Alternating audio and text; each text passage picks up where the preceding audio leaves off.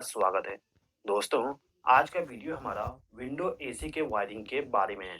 दोस्तों, जो हमारा विंडो एसी होता है, उसके अंदर जो वायरिंग किया जाता है, वो 2 टाइप से किया जाता है। पहला जो वायरिंग किया जाता है, वो पीएससी टाइप से किया जाता है, यानी कि permanent split capacitor. Second type से जो वायरिंग किया जाता है, वो सीएसआर टाइप से किया जाता है। इसका मतलब ये है कि कैपेसिटर स्टार्ट, कैपेसिटर रन।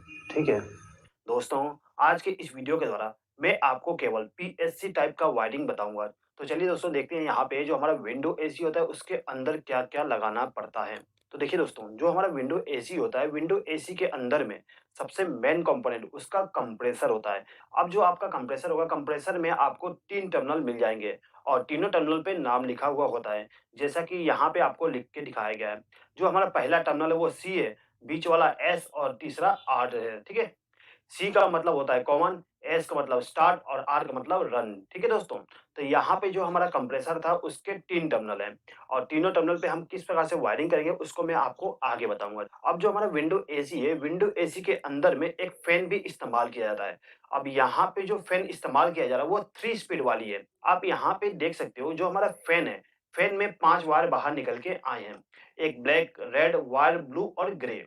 ठीक है? अब यहाँ पे जो ब्लैक वायर होता है वो सबसे हाई स्पीड होता है। रेड वायर आपका मीडियम स्पीड और व्हाइट वायर आपका लो स्पीड होता है।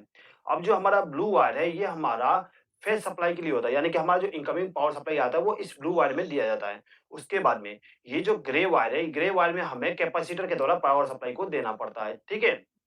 यानी कि स्टार्टिंग कैपेसिटर का पावर सप्लाई हमारे इस मोटर में जाएगा, इस ग्रे वायर के द्वारा। ठीक है?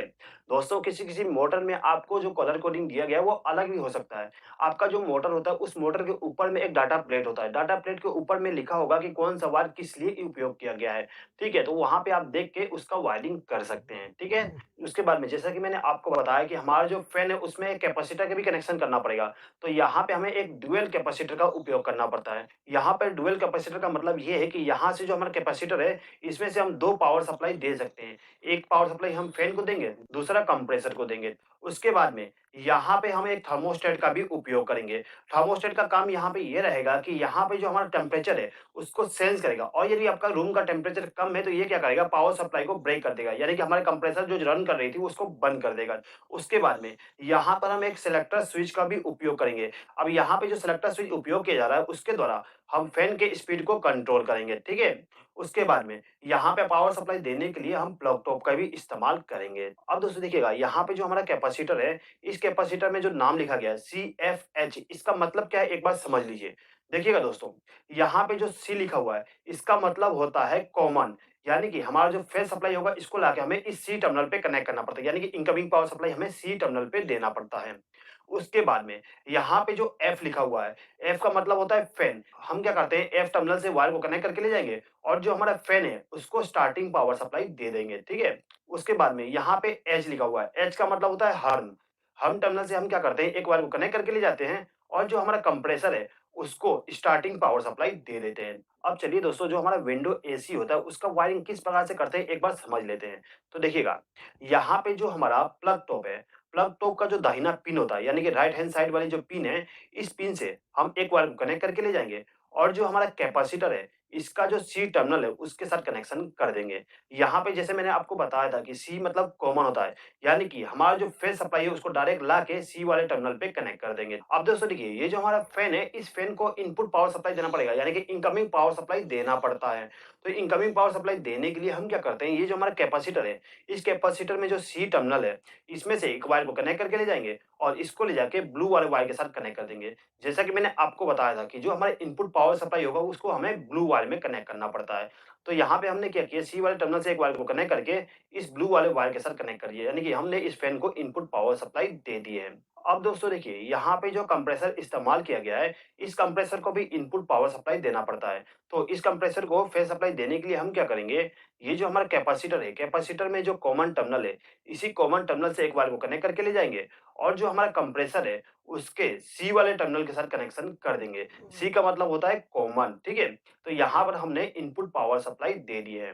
दोस्तों, यहाँ पे जो हमारा फैन और कंप्रेसर है, इसको हमने फेज सप्लाई के द्वारा कनेक्शन कर दिए हैं। अब हमें इस फैन को और कंप्रेसर को स्टार्टिंग पावर सप्लाई देना है। तो स्टार्टिंग पावर सप्लाई देने के लिए हम क्या करते हैं, जो हमारा स्टार्टिंग कैपेसिटर है, उसका जो एफ टर्मिनल है, एफ टर्मिनल से एक वायर को कनेक्ट करके ले जाएँगे और इसको ले जाके जो हमारा फैन है, उसका जो ग्रे वायर है, उसके साथ कनेक्शन कर देंगे।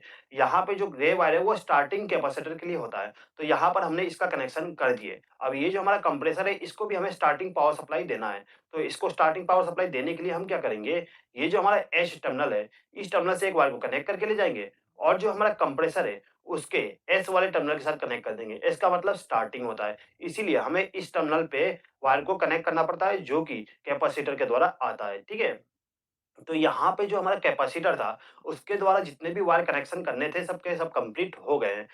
अब हम क्या करेंगे, ये जो हमारा प्लग टॉप है, प्लग टॉप का जो लेफ्ट हैंड साइड वाली पिन है, यानी कि ये वाली पिन, इस पिन से हम न्यूट्रल सप्लाई को लेके जाते हैं और इसको ले जाके हमारा जो रोटरी स्विच है, यानी कि सेलेक्टर स्विच है, उसका जो 0 वाली टर्मिनल है, उसमें कनेक्शन कर देंगे।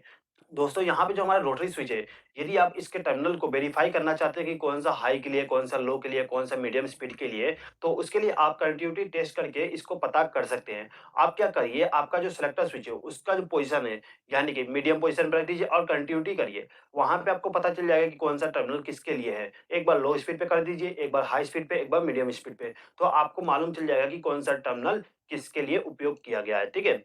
0 नंबर टर्मिनल हमारा कॉमन टर्मिनल होता है, यानी कि हमें इनपुट पावर सप्लाई यहाँ पे देना पड़ता है। यहाँ पे जो हमारा रोटरी स्विच है, इसमें हम न्यूट्रल सप्लाई का कनेक्शन कर रहे हैं, ठीक है? दोस्तों यहाँ पे जो हमारा थर्मोस्टेट है, थर्मोस्टेट को हम इनपुट पावर सप्लाई इस 4 नंबर टर्मिनल से देंगे, यानी कि यहाँ से एक वायर को कनेक्ट करके ले जाएँगे और जो हमारा थर्मोस्टेट है, उसको इनपुट पावर सप्लाई दे देंगे। अब इसी थर्मोस्टेट के दूसरे टर्मिनल से एक वायर को कनेक्ट करेंगे और इसको ले जाके कंप्रेसर का जो आर टर्मिनल है, उसके साथ कनेक्शन कर देंगे, यानी कि थर्मोस्टेट को हम सीरीज में कनेक्ट कर देंगे। अब जैसे ही हमारा जो थर्मोस्टेट है, वो टेम्परेचर को सेंस करेगा, यानी कि हमारा जो रूम का टेम्परेचर वो कम हो जाता है, तो ये क्या करेगा, न्यूट्रल पावर सप्लाई को ब्रेक कर देगा। अब जैसे ही हमारा थर्मोस्टेट न्यूट्रल सप्लाई को ब्रेक करता है, तो हमारा जो कंप्रेसर है वो बंद हो जाएगी। अब यहाँ पे हमारे पास 3 टर्मिनल और हैं, 1, 2 और 3 टर्मिनल, ठीक है? इनका कनेक्शन हम फैन के द्वारा करेंगे, यानी कि हमारा जो 1 नंबर टर्मिनल है, उसके द्वारा हम एक वायर को कनेक्ट करके ले जाएँगे और इसको ले जाके ब्लैक वायर के साथ कनेक्शन कर देंगे। दोस्तों, ये जो हमारा 1 नंबर का टर्मिनल है, वो हाई स्पीड के लिए होता है। उसके बाद में ये जो हमारा 3 नंबर का टर्मिनल है, इस टर्मिनल से एक वायर को कनेक्ट करके ले जाएँगे और जो हमारा रेड वायर है, उसके साथ कनेक्शन कर देंगे। दोस्तों, ये जो हमारा 3 नंबर का टर्मिनल है, ये हमारा मीडियम स्पीड के लिए होता है। उसके बाद में ये जो 2 नंबर का टर्मिनल है, ये हमारा लो स्पीड के लिए होता है। इसलिए हम यहाँ से एक वायर को कनेक्ट करके ले जाते हैं और जो हमारा व्हाइट वायर है, उसके साथ कनेक्शन कर देते हैं। अब यहाँ पे हमें केवल अर्थिंग का कनेक्शन करना है। दोस्तों, आपका जो विंडो एसी है, उसमें अर्थिंग का कनेक्शन ज़रूर करिएगा।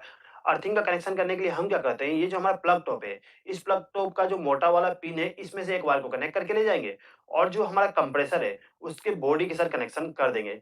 उसके बाद में ये जो हमारा फैन है, इसको भी हमें अर्थ के द्वारा कनेक्शन करना होता है। तो हम क्या करेंगे, यहीं से एक वायर को लूप करके इस फैन को भी अर्थ कर देंगे। ये जो अर्थ वायर होगा, उसको हमें फैन के बॉडी के साथ कनेक्शन करना होता है। दोस्तों, यहाँ पे जो हमारा विंडो एसी का कनेक्शन था, वो कंप्लीट हो गया है। दोस्तों, यदि आपको इस वीडियो से रिलेटेड किसी भी प्रकार का डाउट है, तो आप कमेंट बॉक्स में कमेंट करके मुझसे पूछ सकते हैं। और दोस्तों, आई होप कि आप